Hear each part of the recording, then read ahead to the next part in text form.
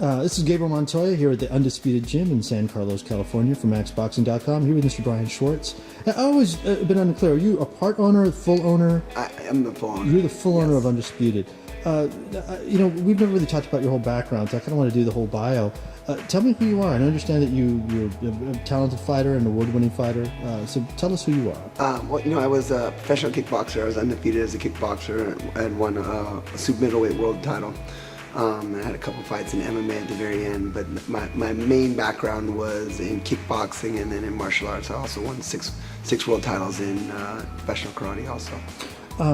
Now, how do you translate all this into this vision? That, I mean, it's a multi-discipline gym, and it's all about kind of high-level, conditioning. I guess you could describe it better than me. Yeah, when I retired from fighting, we wanted to open up a place where we grew up in gyms and we saw what we really liked out of them and what we didn't like, and we wanted to create a place that we could kind of house everything, so guys could have one-stop shop. If they want to do boxing or kickboxing or mixed martial arts or conditioning, it could all be under one roof, and that's kind of what we created. And we try to create like a synergy between people that just want to work out for fitness and for professional fighters, and we're creating that right now.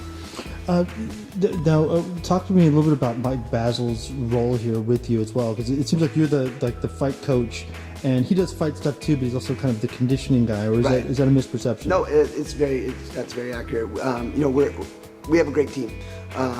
Mike and I met each other years ago while I was fighting. Before we even really knew each other, he used to come and bring people to come watch me fight. And when we went to open up the gym 7 years, he called me. He said, "Hey," he goes, "I heard you guys are opening up this gym. Is that true? If it's so, I want to be a part of it."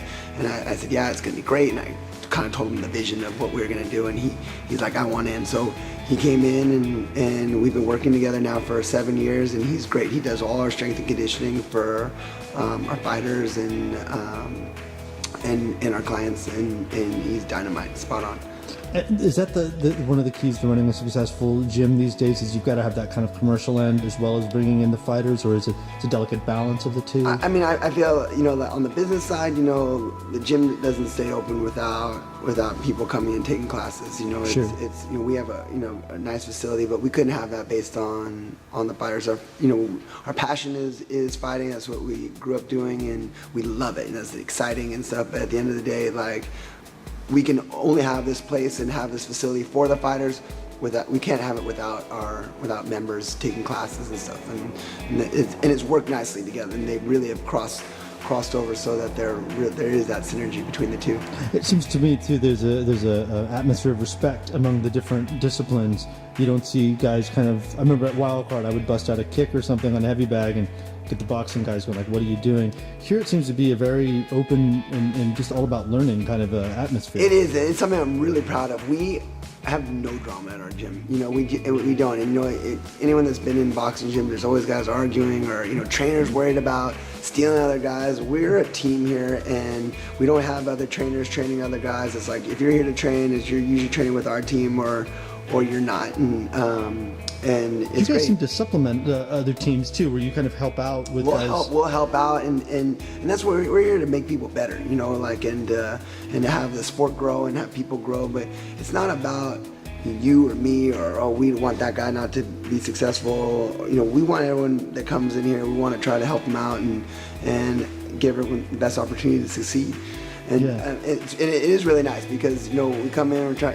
People. It's a good atmosphere, I saw today it was a little heated, but at the end of the day, we always want people to have a good experience when they come in, whether they're fighters or members or just coming to check it out.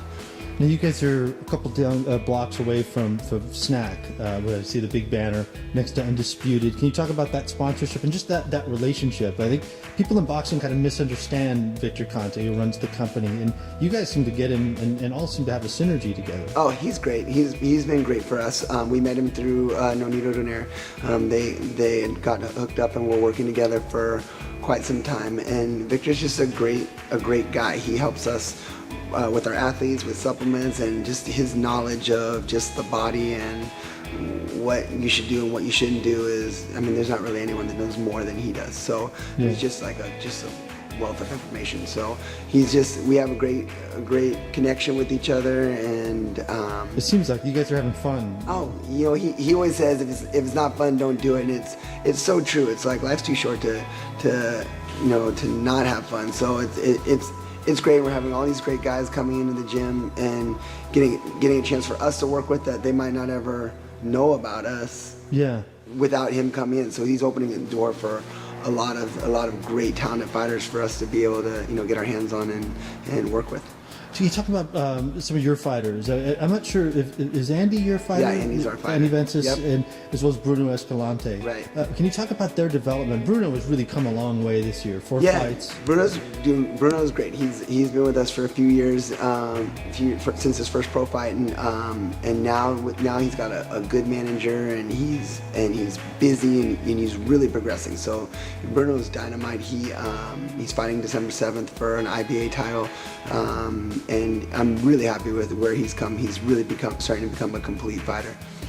His confidence seems to have gone through the roof, and that kind of seems to kind of carry over. Andy seems to be kind of right there, and he's watching them do the hypoxic. I don't think he's begun doing it yet. Right. Can you talk a little bit about him? It seems to be there's a bit of a buzz about him. Oh, Andy's great. So we just started working with Andy 2 weeks before his last fight. He switched trainers and he came over and gave us a shot, and we clicked right away, and we're just trying to transfer him into the pro game, teaching him a pro style, and it's really working well. He fought last night and won a four round unanimous decision, but he looked so good and looked like a professional. He was he was boxing, he was hitting the body. You could see a complete game, and I think you're going to see big things from him. There's one thing I want to ask. The last thing. What's up with that surface in the ring, man? That is like quicksand in there. It's our secret here. It's funny when we got the ring, we set it up, and I got in, and I was like, this isn't right. I think they sent us the wrong stuff, but it's turned out to be like this great training asset. It's so soft. Our ring is so slow, so guys get in there, and their legs feel like jelly after just a couple rounds. But when you get into a fast ring, you feel so fast. So everyone that's come in, Edwin Rodriguez, Andre Berto, Nonito Donaire, all these like top level guys have come in and worked out in the ring, and they're like, what's up with the ring? Like the ring. But it really does transfer into when you go into competition, you get in a fast ring, also your legs feel so strong and you feel so fast. It's a great training asset. Awesome. All right, man. Well, we look forward to more interviews with you. Thank you. I really appreciate taking the time. All right.